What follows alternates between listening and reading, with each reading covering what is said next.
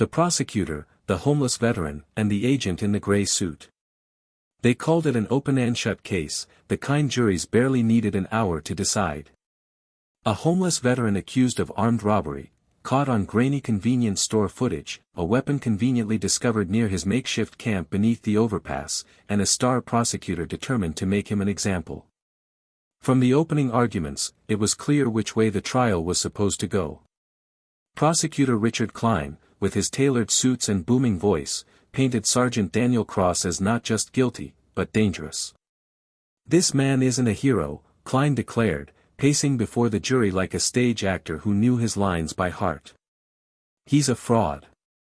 A broken soldier who learned nothing but violence, and now he turns that violence on innocent people." The jurors nodded, barely glancing at the defendant, who sat in shackles, head bowed. Sergeant Daniel Cross had once been decorated for valor. An Army Ranger who had survived deployments most men didn't return from. But that was years ago. Now, he was just another forgotten veteran, sleeping rough on the streets, his medals pawned long ago for meals, his memories scarred by things he never spoke of. The trial reduced him to a caricature, a homeless man with nothing left, accused of pulling a gun for cash. To most in that courtroom, it seemed inevitable he would be convicted. But from the beginning, something about the case felt wrong. Too neat. Too polished. Too convenient. The store clerk, who had testified that Daniel pointed a gun at him during the robbery, stumbled over details when pressed. He swore Daniel's eyes were blue, yet Daniel's eyes were unmistakably dark hazel, so dark they almost looked black under the courtroom lights. When defense attorneys challenged the inconsistency, Klein waved it off with a mocking laugh. "Trauma clouds memory," he told the jury. "The clerk remembers the weapon, and that's what matters. The rest is irrelevant." Then there was the weapon itself. A pistol, allegedly found near Daniel's belongings under the bridge. It should have been covered in fingerprints, sweat, dirt, something. Instead, it was spotless. No fingerprints, no DNA, not even dust. When the defense suggested it might have been planted, Klein spun the theory on its head. Of course it was clean. This man was trained by the military.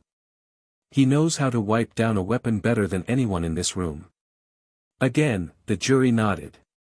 The case, at least on the surface, remained intact. Daniel, meanwhile, sat silent, as though his very presence was an inconvenience to the court. The trial was moving swiftly toward the outcome everyone expected. Until the third day. The defense announced an unexpected witness. The gallery shifted, curious. When she entered the courtroom, silence fell. A woman in a plain gray suit, her dark hair pinned neatly back, her expression calm and unreadable. She carried herself with quiet authority, and when she reached the witness stand, she held up a badge most jurors had never seen before. OIA. Office of Internal Affairs for Federal Covert Operations. Her name was Agent Veronica Hale. And what she said changed everything. Sergeant Daniel Cross, she stated clearly, was not committing a robbery that night. He was working undercover. For us. The courtroom erupted. The judge banged his gavel furiously, demanding order, but the shock could not be contained. Even the jury, which had seemed half asleep during testimony, leaned forward, eyes wide. Agent Hale explained that the convenience store was part of a smuggling network under investigation, illegal weapons funneled through ordinary businesses. Daniel, with his background and ability to blend in, had been recruited months earlier. His role was to pose as desperate, unstable, and to move in circles where smugglers operated freely. The so-called robbery had not been a crime at all, but a sting operation gone wrong. The defense sat straighter. Daniel finally lifted his head. For the first time, a sliver of hope crossed his face. But Richard Klein was not rattled. He rose slowly, smirking, walking toward the stand as if he had been waiting for this moment. "So," he said, his voice dripping with disdain, "we are supposed to believe that this man, a homeless veteran living under a bridge, was secretly a covert federal agent? Do you have documentation? Orders signed by superiors? Any official record at all? Agent Hale didn't flinch. Not on me. For security reasons. Convenient, Klein sneered. He turned back to the jury. Ladies and gentlemen, do not be fooled. If this were true, if Sergeant Cross were truly an agent, why is he sitting at that table in shackles? Why hasn't this mysterious agency come forward until now? Unless, he lowered his voice, leaning closer to the jury, this is a desperate story, fabricated to save a criminal. The jury shifted, uncertainty creeping back into their faces. The defense objected, the judge barked warnings, but Klein was already circling. He thought he had broken her. Then Hale's tone changed. Her voice, calm until now, cut like steel. The reason Sergeant Cross sits in shackles, she said, is because the people we were investigating aren't just smugglers. They are protected. Connected. And some of their friends are sitting in this courthouse. The silence that followed was suffocating. Whispers rippled through the gallery. The judge froze, caught between disbelief and fear. Klein barked, objection. Wild conspiracy theories. But Hale wasn't finished. She turned her gaze toward the jury, her words deliberate, unstoppable. You want to know who framed Sergeant Cross? The man responsible is in this room. The man leading this prosecution. She raised her hand. And pointed directly at Richard Klein. Gasps thundered across the courtroom. The clerk dropped his pen. A juror's mouth hung open. For the first time, Klein's confident mask cracked. She's lying, he shouted, slamming his palm on the table. This is a smear campaign. But Daniel was watching closely. His body tensed, his eyes, those dark hazel eyes, burned with a quiet fury. For the first time, he wasn't slumped in despair. He was alive, locked onto Klein like a target. The judge called for recess, his gavel slamming like gunfire. Security moved, trying to contain the chaos. Reporters in the back row scrambled to their feet. But Agent Hale's voice cut through the din once more, low but unmistakable, Klein isn't working alone. He answers to someone higher. Someone dangerous. And if we expose him, people will die. The courtroom froze. The bailiff moved toward Daniel, shackling him tighter, pulling him toward the exit. The gallery erupted into chaos, reporters shouting questions, the jury pale and speechless. Klein wiped at his forehead, muttering to himself, his hands shaking. And in the midst of it all, Daniel locked eyes with Agent Hale. She didn't speak, but her lips formed two words that made his blood run cold. They know. The doors slammed shut behind him. The trial was over. But th1e conspiracy had only just begun. Courtroom had collapsed into chaos, but Daniel barely remembered the sound of it. What stayed with him were Hale's words, two syllables whispered across the storm, they know. As the bailiffs pulled him down the hallway, his wrists cuffed too tight, Daniel understood that his trial hadn't ended. It had only shifted into something darker. Instead of being returned to the county jail, where his attorney could visit him freely, Daniel was shoved into the back of a black transport van with no markings. The windows were blacked out, the locks mechanical, the silence suffocating. Two guards sat across from him, their faces blank, their uniforms unmarked. These weren't corrections officers. They didn't speak. They didn't blink. They only watched. Hours passed on roads Daniel couldn't trace. By the time the van stopped, he was dragged into a compound hidden behind razor wire and concrete. No signs, no nameplates. Just a facility that looked too federal to be a prison and too secret to be on any map. Inside, he was placed in a solitary cell. No personal items, no contact, no explanation. The message was clear, disappear quietly, or die loudly. Meanwhile, Agent Veronica Hale was already moving. The moment the trial adjourned, she knew what would happen. Men like Klein weren't bold enough to orchestrate such a cover-up alone.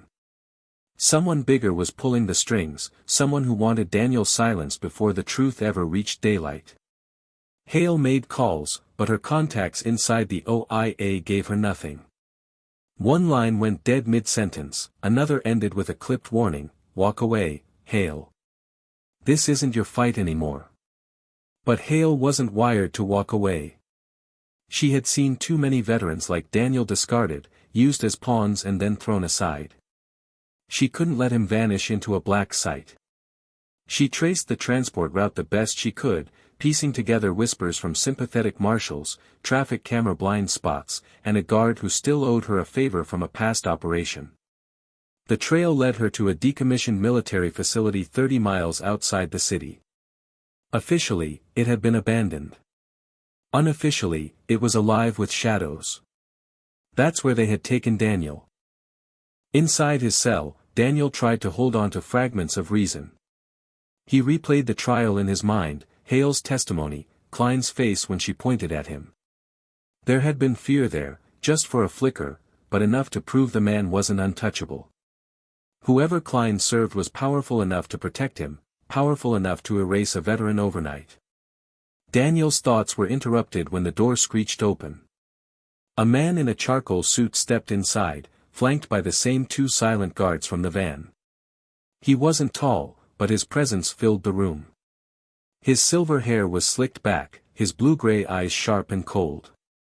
His expensive suit carried the faint smell of cigars. "Sergeant Cross," he said smoothly, as if greeting an old friend. "You don't know me, but I know you." Daniel stared, refusing to speak. The man smiled faintly. "My name is Senator Charles Wintham. And you, Sergeant, have become a problem." Back in the city, Hale broke every rule in her book. She bypassed channels, cracked into restricted case files, and uncovered a pattern of sealed indictments that never reached court. Every path, every false trail, ended in the same place, Wintham's name. A career politician, untouchable, with a seat on the Senate Intelligence Committee. On paper, he was a patriot. In reality, Hale realized, he was the architect. Klein wasn't just a corrupt prosecutor, he was a loyal soldier, protecting a man whose empire thrived on smuggling, laundering, and silencing anyone who got too close. And Daniel had stumbled too close. Inside the cell, Wintham leaned closer, his voice dropping to a whisper. "Do you know why you were chosen, Sergeant? Why we let you crawl around, thinking you were undercover?" He chuckled softly. "Because you were expendable. A broken veteran no one would miss. You were the perfect scapegoat. Disposable, believable, invisible." Daniel clenched his fists, chains rattling. "Then why am I still alive?" Wintham's smile widened. "Because you still have a choice. You can serve me, as others have, and disappear into a comfortable silence. Or you can resist, and vanish in a way that will ensure no one ever speaks your name again." At that same moment, Hale made her move. Disguised under a maintenance uniform, she slipped into the compound through an old service tunnel. Every step felt heavier, every corner a risk. She knew if she was caught, she wouldn't be arrested, she would simply cease to exist. As she moved deeper inside, she overheard voices. A guard on the radio mentioned the senator in holding 3. Hale's chest tightened. Wintham wasn't just the man behind Klein. He was here. In person. Meeting with Daniel. This wasn't just corruption, it was conspiracy at the highest level. Back in the cell, Daniel locked eyes with Wintham. For the first time in years, he felt the old fire return, the soldier who had refused to bow, even under fire. "I fought for this country," he said, his voice steady. "I didn't fight for men like you." Wintham's smile faded. He straightened, adjusting his cufflinks. "Then you've made your choice." He nodded to the guards. "End this." The guards stepped forward. Daniel braced, but before they could strike, an alarm blared through the compound. Red lights flooded the corridor. The door burst open, and Agent Hale appeared, pistol drawn. "Step away from him," she ordered. Wintham froze, but only for a second. His smirk returned, calm even as chaos erupted. "Ah," he said softly, "the loyal agent. You don't know what you've done." The guards lunged. Gunfire echoed. Hale dropped one, then another, moving fast, precision in every shot. She rushed to Daniel, keys in hand, unlocking his chains. Daniel rose, his muscles stiff but his eyes alive again. Wintham had slipped out during the chaos, his escape swift and calculated. Hale cursed under her breath. She knew they couldn't catch him now. He had resources, tunnels, people everywhere. But they had each other, and evidence. She shoved a flash drive into Daniel's hand. "Everything I could pull before they scrubbed it. Names, transactions, safehouses. Enough to expose him, if we survive." The compound shook with reinforcements rushing in. Hale and Daniel ran through the corridors, bullets biting at the walls, alarms screaming overhead. They didn't stop until they reached the outer fence, scaling it under gunfire, hitting the dirt hard on the other side. Breathless, bruised, and bleeding, they disappeared into the night. For the first time since his arrest, Daniel was free. But freedom didn't mean safety. Not yet. Wintham was still out there, more powerful than ever, and Klein was only one of many pawns. The system itself had been twisted into a weapon. As Hale and Daniel limped toward a waiting car stashed in the woods, she looked at him, her face hard but determined. "This isn't over. We've just declared war." Daniel clenched the flash drive in his hand, its edges cutting into his palm. "Then let's finish it," he said. "Because if we don't, he wins." The engine roared to life. Behind them, the compound lights blazed against the night sky. Ahead of them stretched miles of dark road, danger lurking in every shadow. The truth was finally in their hands. But the cost of exposing it would be higher than either of them could imagine. Who is really behind? Should Jason walk away? Fight back? Comment below and subscribe to know the truth behind crime.